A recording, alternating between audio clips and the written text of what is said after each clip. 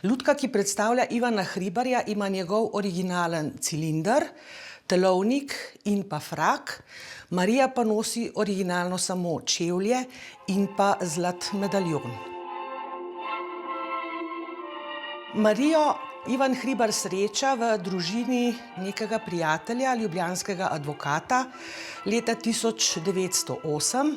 Takrat je tam služila za kuharico in ob srečanju jo Ivan tudi povabi v njegovo gospodinjstvo.